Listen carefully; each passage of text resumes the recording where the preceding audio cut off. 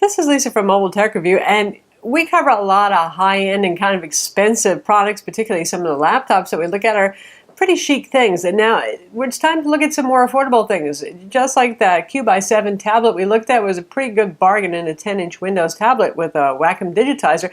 Now we're looking at the Acer Aspire E5. Now the E5 is a big lineup of products that comprises 14-inch, 15.6-inch, which is what this one is, and 17.3-inch models.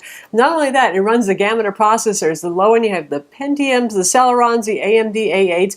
Most of them have ULV low voltage Core i5 CPUs. A couple of them have Core 7, so that's your typical Ultrabook CPU, despite the fact that these are bigger than Ultrabooks, going from 14 to 17.3 inches, but there's even a quad-core i7, so it's hard to make complete generalizations about this, but they all do share the same casings and basic feature sets and 2 display options.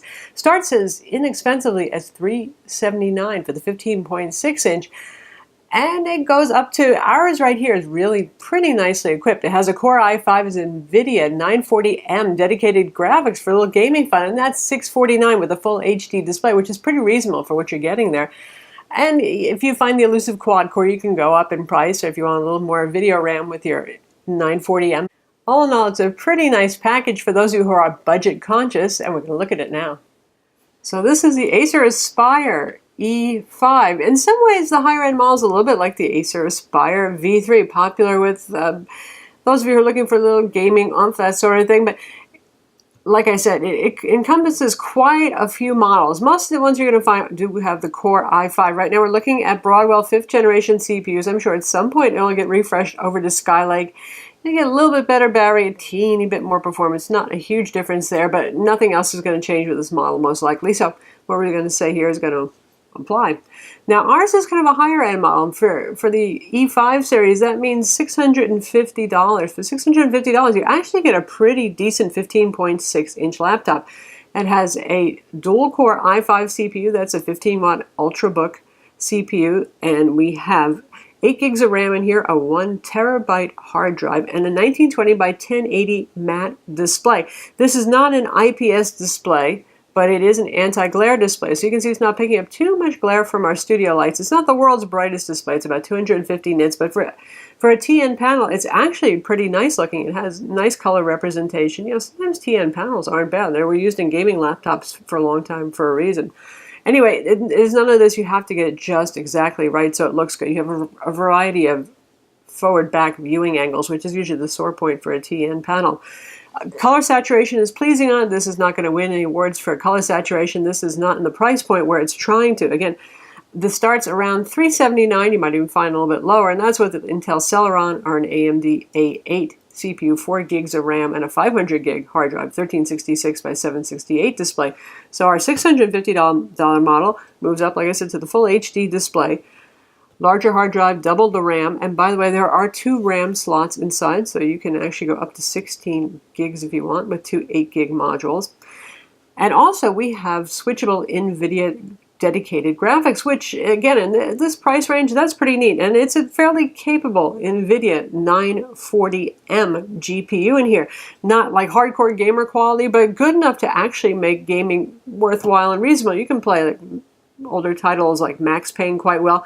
BioShock Infinite, that's a game that runs well on a variety of hardware. That's going to play. You can play Tomb Raider, quite a few other games. Now, don't expect them all to run on high settings or anything like that at full HD resolution. And we're going to demo BioShock Infinite later so you can see. But you should be able to play at 1920 by 1080 at low to medium settings on a lot of games, even some more recent games. Witcher 3, that one's really demanding. Maybe not.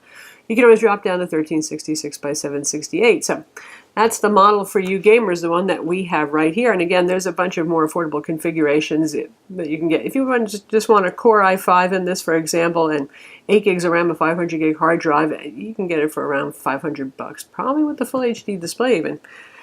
For that money, you're not going to get the creature comforts. This does not have a backlit keyboard. However, it's not a bad keyboard. Key travel on this is pretty good. You got a number pad on the side. I know that's sometimes a rarity on a 15.6-inch laptop. And by the way, Acer also makes E5s that are 14-inch and 17.3-inch. There's a couple of different sizes that are available there. It has good feel. It is a very clacky, kind of noisy keyboard. And so is the trackpad. This is a lawn trackpad, as those can be sometimes good, sometimes bad. This one works pretty decently, but the whole thing kind of sounds, you know, it's a little rattly, a little bit clacky. And it's a plastic chassis. Now it's got a kind of a crosshatch gray pattern here. It's available with different accent colors around the edges, a variety of different ones. And the lid and the bottom are, well, genuine plastic too, which is fine. It's durable, and for this price point, that's fair enough. And Acer's not shy for trying things. It shows fingerprints a little, you can see, but it has a sort of faux fabric finish, almost like a gabardine pattern or a linen pattern. So that makes it a little different, and it makes it a little fingerprint resistant, also makes it grippy. And the bottom is the same way. It's got that same kind of pattern on it. Different, isn't it? You see we've got ventilation holes right here, plenty of them, down-firing speakers on each corner. Moderately decent speakers, they're fine. This looks like an optical drive. The first thing you want to do is yank it out. And there's a screw right over here. If you unscrew that particular screw, you can pull this blank out. It is a blank. Now, Acer has about 25 different models of this, so there's a lot of them to go through. But I didn't notice any that actually had an optical drive. But if you pull this out, you can see there actually is a connector in here. So if you could find a laptop optical drive module and pop it in here, you might be good to go, in fact. So it's interesting that they have it, the capability there, but they don't actually provide it. This wins the award for having the most screws I have ever seen on the bottom of a laptop. This 15.6-inch model has, around 20 Phillips head screws or so. Of course, there's that one that holds the optical drive module, or fake optical drive, dummy here, but there's screws every which way around this thing. Now they're Phillips head at least, so that's pretty easy. You don't need an obscure screwdriver. And if you take all those off and start prying around, and I suggest you start by the SD card slot because that's right over here. That one actually opens up to the top frame where it fits. You can work off the bottom. The usual plastic tabs, don't break them when you pull it off. And another little gotcha is the motherboard is going to want to kind of really stay stuck into these portholes over here. But you can take that off, and there's two RAM slots, like I said, and a 2.5-inch hard drive spot as well, which is obviously, well, where the hard drive is. For the ones that have caching on the hard drive, that's built into the hard drive. It's not a separate SSD module on that. More ventilation over here. Kind of overbuilt in the ventilation department, really to allow to cool the NVIDIA dedicated graphics. So, you know, if you have one that just says Intel Integrated 5500 graphics, you're going to be seriously chilling. Plenty of room in here. It's 1.1 inches. It's not too thick. It's not uber thin either. So there's enough room for cooling in here. It doesn't get burning hot on the bottom. While we've got it positioned like this, you can see it has quite a lot of ports. Now, putting them towards the front is not the most convenient thing in the world. I don't think. The cords are kind of bumping into your hands, but hey, what can you do? VGA port there. We have gigabit Ethernet. We have our full-size HDMI. We have two USB 3.0 ports and a headphone jack over here. And on the other side of our 5.29-pound 15.6-inch laptop, that's where the power plug plugs in. And here's a USB 2.0 port with charging. So pretty decent ports here. It's really a good all-around machine. You got most of the ports you're going to need. So if you're looking for something for college work, a general purpose machine that's not going to set you back too much money, this pretty much covers all the bases there. Especially if you get into the dedicated graphics, if you're into gaming, or maybe you like to edit video for fun on the side, that sort of thing, where a dedicated GPU is going to help you out.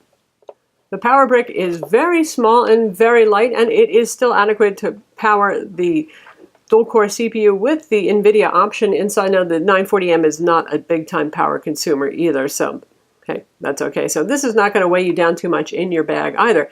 The battery obviously is sealed inside and has gotten smaller over the iterations of the E5. It's a 33 watt-hour battery, 4-cell, and that translates into 2,500 milliamps. Not much. There are smartphones, right, that have more milliamps, but this, of course, has a higher voltage and amperage rating, so they're not always equivalent. You can't just go by that. Now, that sounds pretty lame, but if you're just doing productivity work with this and it's running on Intel integrated graphics, and this is with our Core i5 Broadwell generation model, it's not as bad as you might think, and it actually manages about 6.5 hours. That's with brightness set to 50%, which is just adequate, and with Wi-Fi on and in use. So not as bad as you might think for that teeny battery in there. And now a word from our sponsors, the Casper mattress. It's back, and you can try it for 100 nights. Absolutely safe. Money back guarantee. It's the outrageously comfortable mattress, and your Casper mattress is shipped to you direct. And in the description for this video, you can save $50. It'll take you to Casper.com and use mobile to save $50 on a mattress. So how about performance? Well, in terms of CPU performance, it's going to be a lot like any Ultrabook on the market, since it uses an Ultrabook CPU, and a lot of larger laptops do these days as well. We have the 2.2 gigahertz Intel Core i5-5200U, and here again 8 gigs of RAM and a terabyte conventional spinning hard drive. And you can see how it did. First, here's our 3D Mark score. This is testing the NVIDIA 940M. We had 2 gigs of DDR3 VRAM in here. There is a 4 gig option. I really wouldn't recommend it. There's not enough oomph in this GPU. You're not going to be gaming at 4K resolution anyway, so just go with the standard 2 gigs of VRAM. So this is our performance result test right here, which is pretty healthy. It's 2451 in 3D Mark 11. Now, in the extreme test, it scored 767. And for PC Mark 8 Home Accelerated, we scored 2690, which is pretty respectable. Dragged down a little bit by the fact it's not running on an SSD, it's running on a conventional hard drive. You could, of course, upgrade the hard drive to an SSD later if you wanted to. That's a fairly reasonable score there, and you can see that we didn't see anything like thermal throttling going on. I wouldn't expect that with this Core i5 dual core right here. For W Prime, it computed Pi in 19.5 seconds, like just about every other Core i5 Ultrabook on the market. Geekbench 3, single core, 2636, multi-core 5290, pretty healthy score there. So overall, like I said, this is basically an Ultrabook with a little help in the GPU department, and certainly is more affordable than an Alienware 13, which does much the same thing.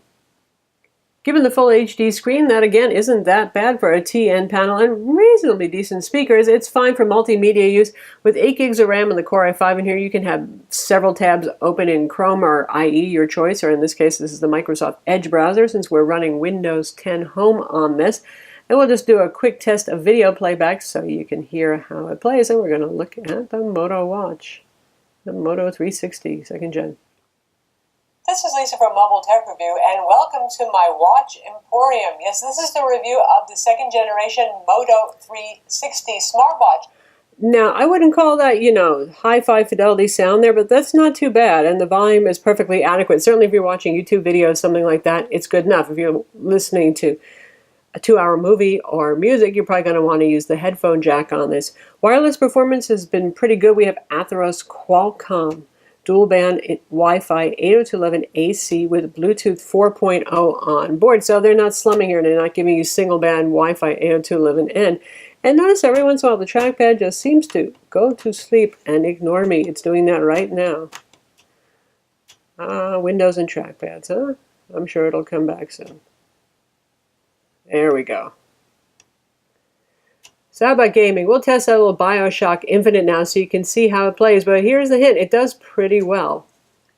Alright, now we're in BioShock Infinite, and you can see what our settings are here. We're running at full screen, 1920 by 1080 at medium. We have fraps running in the upper left corner to show you the frame rate. Typically, it should run in around 30 to 35 at this setting here. Now you can drop it down to 1366 by 768 at medium, and you'll be pushing 60 frames per second, which is pretty good. Or obviously you could drop this to low if you want a higher frame rate, but we're going to roll with this to see how it goes.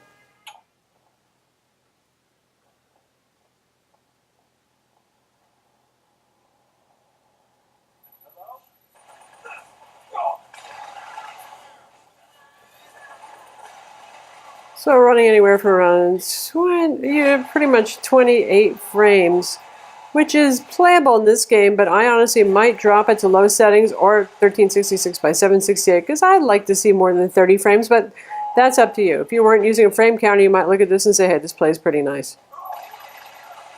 Certainly is easy enough to control the game and interact. So that's BioShock Infinite on the Acer Aspire E5 with the NVIDIA 940M dedicated graphics card.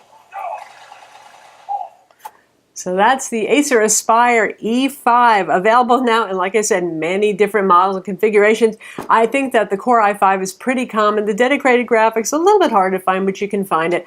And it starts with even lower end CPUs if you're really on a budget and you don't need super duper computing horsepower. All in all, it's not bad for the price. I'm Lisa from Mobile Tech Review. Be sure to visit our website for the full written review and subscribe to our YouTube channel.